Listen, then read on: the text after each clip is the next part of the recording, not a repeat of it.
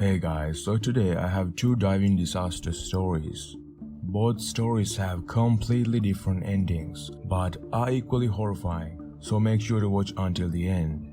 Alright then, here are two underwater diving disasters. A lot of underwater caves under the legendary Blue Hole near Santa Rosa, New Mexico were closed when two scuba divers from Oklahoma explored and got lost inside in 1976. Their ordeal ended in death. No one wanted to see another tragedy in these caves, but unfortunately, 40 years later, history repeated itself. A few years prior to this incident, Shane Thompson became a member of the ADM Exploration Foundation, which is an organization that undertakes underwater explorations for research purposes. Shane was one of the most elite divers in the foundation. As you know, the caves under the Blue Hole are closed, so no one can enter them except for Shane and other elites who are given rare permits to explore the caves, which had been basically sealed for 40 years. You see, after those two divers died in 1976, a metal grate was placed at the bottom of the spring to stop divers from going too deep. Well, that is if anyone dared to explore the waters. This is surely a great decision, because beneath the granting, there is a literal maze of twisting, turning caves. The ADM Foundation came to the Blue Hole in 2014 in hopes of attempting to further explore the caves beyond the grant. It took them quite a bit of attempts before they could remove the rocks above the granting. Fast forward to 2016, on a Thursday, Shane was supposed to be on safety duty near the mouth of the cave. That's when a fellow cave diver of the organization, Mike Young, came and entered the cave. He wanted to explore new passageways. So Mike entered a small chamber 194 feet deep through a narrow obstruction. Although Shane had no reason to follow Mike, he too went in. His reason to do so is unknown, because he was supposed to stay out on safety duty. Maybe he wanted to explore some new cave tunnels himself. Who knows? But either way, now both are inside the cave. Their destination or whether they found any new cave passages are unclear. However, what led the two to a disaster was revealed.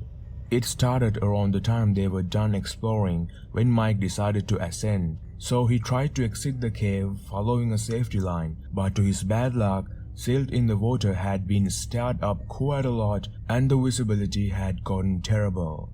He almost couldn't see anything. His range of view was only a couple feet, maybe.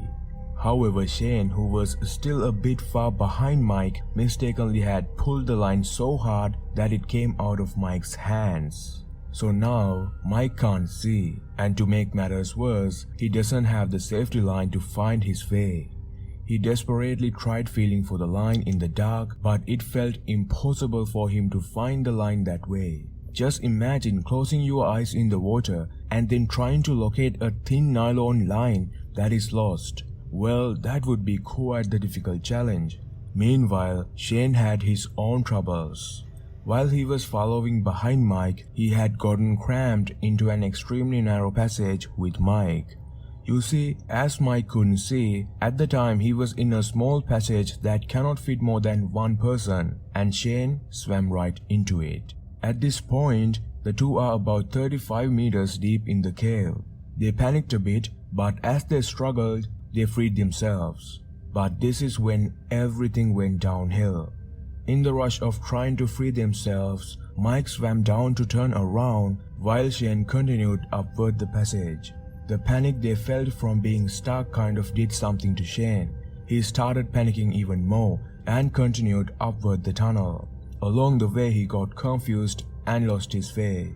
Now remember, poor visibility was not helping the situation. On top of being disoriented and confused, he couldn't see and didn't know where he was headed. He then took a wrong turn and ended up swimming further upward into the tunnel and an unmapped offshoot leading nowhere. It was a dead end. So he got trapped. The realization of him being trapped must have had a great toll on his mind. He was already distressed and agitated enough. When he also felt the pure fear of being trapped, having nowhere to go, it just only got worse from there. On the other hand, Mike, going through the same situation, was a bit less panicked, and luckily he swam down and out of the tunnel, so he was in the clear. But he knew Shane swam the wrong way. I mean, Mike was lost himself, but at least he was in a better and calmer headspace. So he decided to look for Shane before it's too late. After a desperate attempt, he himself swam into the small tunnel and finally found Shane. But it was too late by then. What Mike feared had already happened. Shane was dead. At the time of his death, he was 43 years old. He was a pro diver with 20 years of diving experience. In fact, he was a diving instructor in the Navy and had joined in the search and recovery of other divers who died after running into trouble. But even he couldn't eventually survive the wrath of the underwater environment. So his body was recovered the next day. The exact cause of his death was not mentioned, but if I had to guess, I would say it was carbon dioxide poisoning and hypoxia, because Shane panicked and was also at a decent depth. That could lead to carbon dioxide buildup in the blood and then low oxygen levels. What do you guys think? Let me know what you think about Shane's tragic death in the comments. Bill and Hillary are doctors, but their busy careers never stopped them from diving. They loved it. One time they were on holiday with their 3 young sons in Costa Rica and they went sea diving. That's when this incident happened. On one morning during their vacation, the boys, who were 11, 13 and 15 years old at the time, headed off with an instructor, while their parents, Bill and Hillary, joined more of an advanced dive party. Both had years of diving experience and were 2 of the best qualified members of the group to dive in the sea. The first dive went well. Everybody in the group had a good time. But during their second dive of the day, something went horrifyingly wrong. A tremendously strong current, or what is called an underwater surge, hit the group, pushing them forward by about 40 feet along the edge of a reef. Everybody must have been carried and should have been ended up around the same area, but not Hillary. She was not with the group. Once the surge had pushed everyone towards one direction, Hillary wasn't carried with them. Just imagine 1 second you are diving next to your wife in the sea, and then the next, she's gone. And the last thing you remember is getting hit with a massive and scary current. When Bill and everybody else realized that Hillary was missing, they started searching for her immediately. 4 anxious minutes went by. Bill, the dive master, and literally everyone in the group couldn't find her. It was almost like another surge had carried her to a completely different direction, as far away from the group as possible. She was nowhere to be seen. Bill didn't want to just give up. He kept searching for her, and he finally and miraculously found her. He spotted her lying on the seafloor with her regulator out of her mouth. Apparently, Hillary had been knocked against the coral and the regulator had fallen out. That has to be the most heartbreaking and horrifying sight to see, seeing your wife most likely dead on the seabed of all places. I mean, the regulator out of her mouth must mean death, right? Well, not quite. She wasn't dead yet.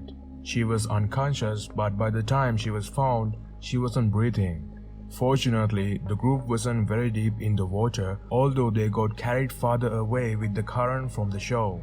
So, surfacing didn't take that long. Now remember, Bill and Hillary are doctors, so Bill was very aware of what's happening. He estimated that approximately 10 minutes had passed between the surge striking and Hillary losing her air and getting her onto the boat, where he began frantically performing CPR.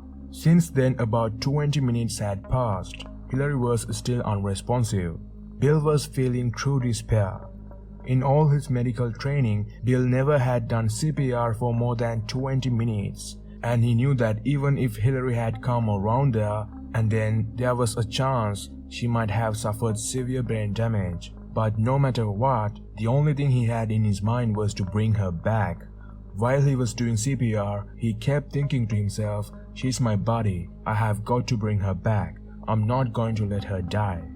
By this point, the couple's 3 sons had returned to the dive boat to find their father pumping their mother's chest. his desperation growing with each minute that passed. This was the most anxious and scared Bill had ever felt, not knowing whether his wife will come back.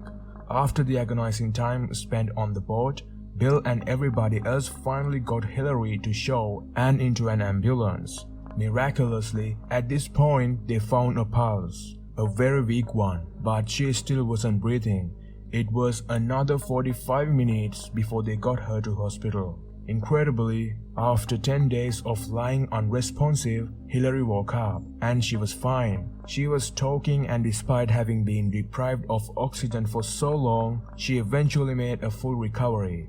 Everybody was dumbfounded because with her condition, no one truly thought that she would wake up like nothing happened.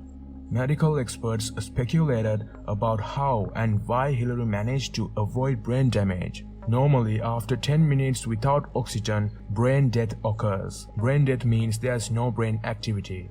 A person needs life support measures like a medical ventilator to help them breathe and stay alive. But Hillary didn't have any of that. When Bill started giving her CPR, it had already been 10 minutes. Medical experts believe that Bill giving CPR for far longer than usual must be the one thing that helped her stay alive. At the 10-minute mark, Bill started giving her CPR and didn't stop for a second until she was hospitalized. Bill may have pumped blood to her brain even when her heart wasn't. That saved her life, but still having no damage whatsoever was a miracle. Through his quick actions in those few vital minutes, the diving doctor had literally brought his wife back from the dead. Bill never gave up on her, so she survived. What a story. I told you, both stories have totally different endings. One ended tragically, while the other did on a happy note. Let me know what you guys think about these terrifying underwater ordeals. Alright then, that brings us to the end of the video. Thank you for watching, and if you like dark and horror storytelling videos like this, please consider subscribing. I would really appreciate it. Alright, I'll see you guys with another story soon. Until then, stay safe out there and goodbye.